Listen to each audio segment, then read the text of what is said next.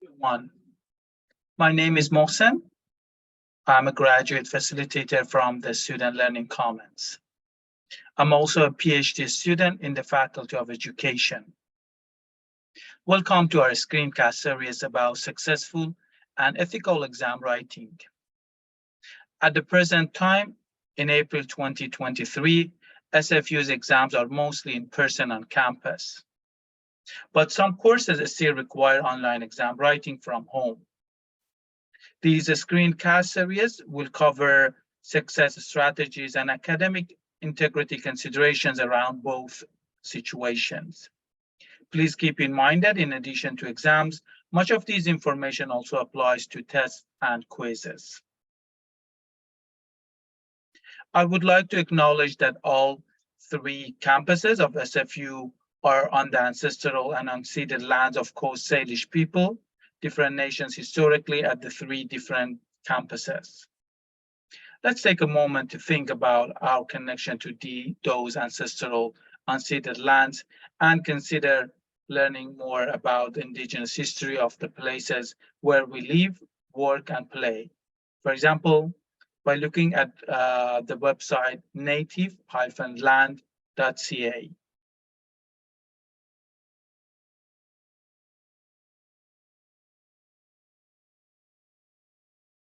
This screencast has been broken up into parts so that you can pick and choose the sections that are most relevant to you. In this part, which is the longest one, I will be addressing general strategies that apply to any exam you might be writing.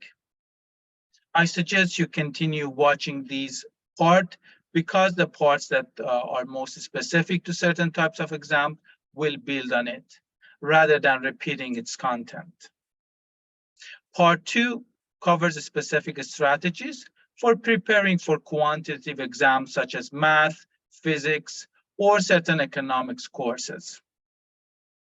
In Part 3, in the exam room, I discuss how to manage your time when writing an exam, as well as how to manage if exam anxiety hits. The remaining 3 parts of the series discuss strategies for writing different formats of exams: multiple choice, then short answer, and essay exams, then open book and take-home exams.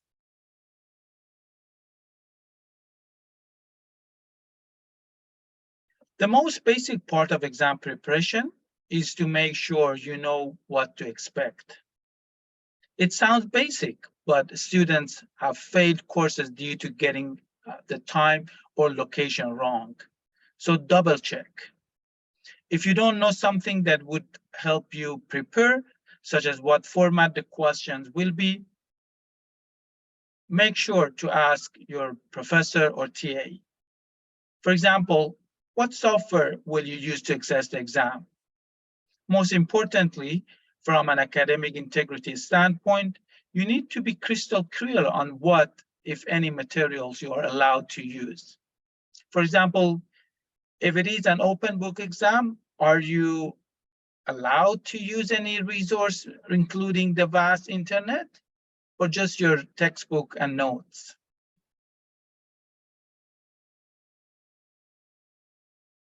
Although it's not as common now, you may still be writing an online exam from your home.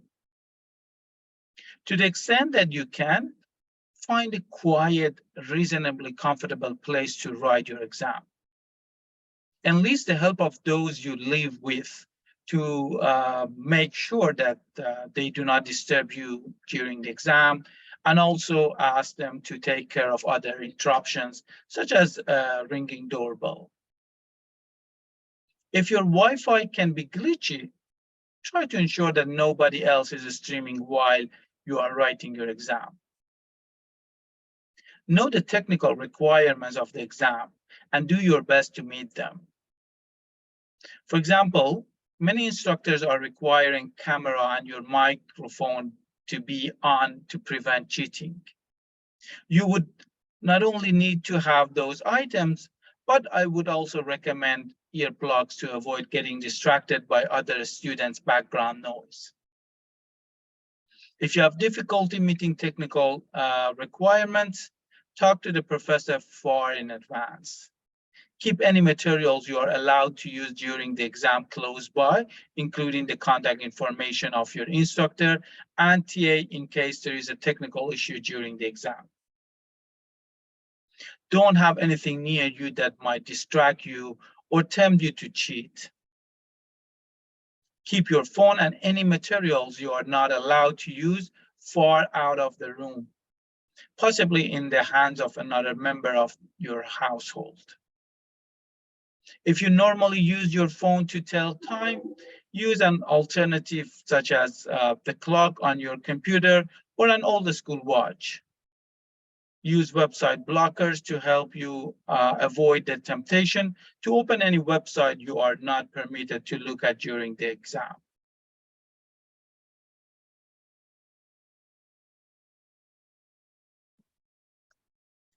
The next few pieces of advice are based on a highly influential study that is referenced on this slide. In 2013, the researchers reviewed 20 years of research on study strategies and summarized their findings about effectiveness. Two strategies stood out as working well at any grade level, in any area of a study, including math, English, biology, and so on. One strategy is distributed practice, which means spacing your studying out into frequent, short study blocks over the course of week before exams. Doing that, as opposed to cramming, will help ensure that you can cover all the material in a relatively calm, not sleep-deprived way. You will have a chance to identify any material you are not sure about early enough to seek help from your TA. You will actually have a chance to look at the material more than once, to forget it and then reconstruct it again from memory, which is a key skill you will need to do on your exam, even if it's open book.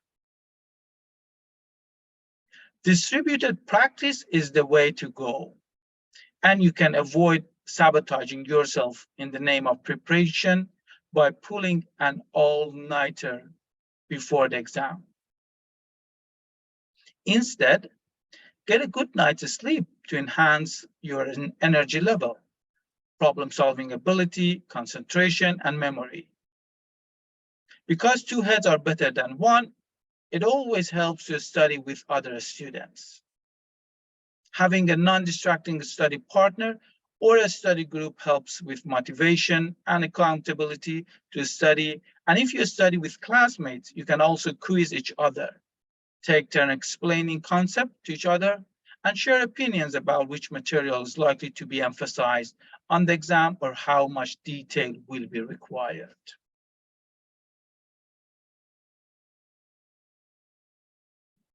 If you are planning to study over time and use distributed practice, it would help to first get a realistic estimate of how long it might take you to practice everything that will be covered on the exam, so that you know how much time you need to make for studying in your schedule and how far in advance you need to start. That is why it is useful to make an exam preparation inventory, as shown in the example here. The QR code on this slide takes you to a 2-minute video that will take you through the process of making one.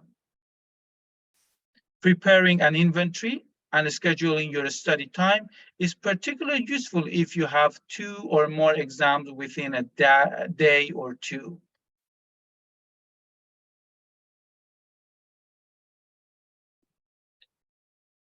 Curve of forgetting.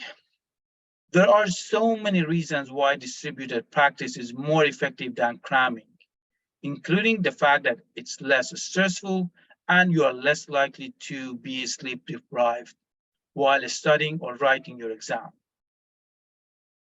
A major advantage is that distributed practice gives you the opportunity to come back to concepts more than once when you are studying. Repetition, particularly repeated attempts to construct information from memory and only checking your notes if you cannot do so, is the key to being able to remember information on a test. This figure illustrates that if you apply distributed practice throughout the term, not just during the exam period, it will greatly cut down the time needed to study for your exam. The solid black curve is the curve of forgetting. At its top, you have just done a piece of reading or just attended a lecture. Notice how quickly your knowledge of that material declines if you don't review it on the same day. By day 2, you only remember about half of what you learned because you never transferred it to long-term memory. If you just keep your notebook closed and don't review that material for a month until a test is coming, you end up remembering very little of it. At this point, you think you are studying for the test, but you actually have to relearn over 90% of the course material. So you often get stressed, run out of time, and deprive yourself of sleep. The dotted line above shows that if you make a regularly review the material, your memory for the information will stay between about 80 to 100%, leaving you time to start applying the information to practice questions in the period before the test. The figure shows that frequent review is not as time-consuming as you might think, because eventually you become so familiar with a given chapter or lesson that everything will come back to you very quickly.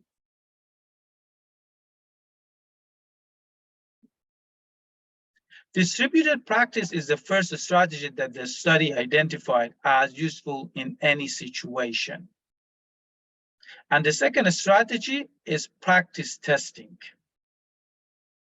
Trying to find, create, and answer questions in the same format as you will get on the test works for any discipline.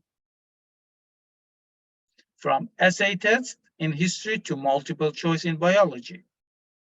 But remember, these questions need to be at a comparable level to a question you will get on the test. They cannot all be about defining a term or regurgitating the same example of a concept that was given in class. You need to practice questions calling for you to apply concepts. Sometimes multiple concepts at once, 2 new examples. You also need to practice questions that ask about relationships between concepts from different parts of the course. The best source of practice questions is your instructor, if they are so kind. If not, you and a group of your classmates will ideally make up your own questions based on concepts that strike you as related or similar and create your own examples. Try to answer questions from memory, as this is the skill you will need for the test, even if it is an open book exam. Perhaps under time conditions, especially if each question will be timed on the test.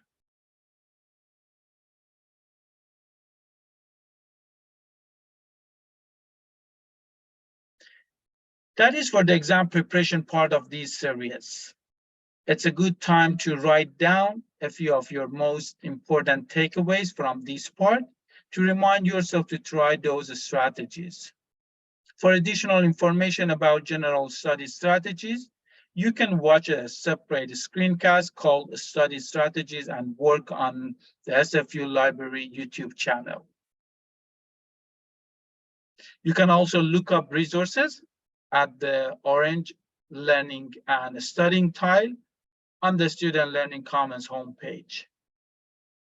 The next part of these screencasts will talk about specific strategies for preparing for quantitative problem-solving exams.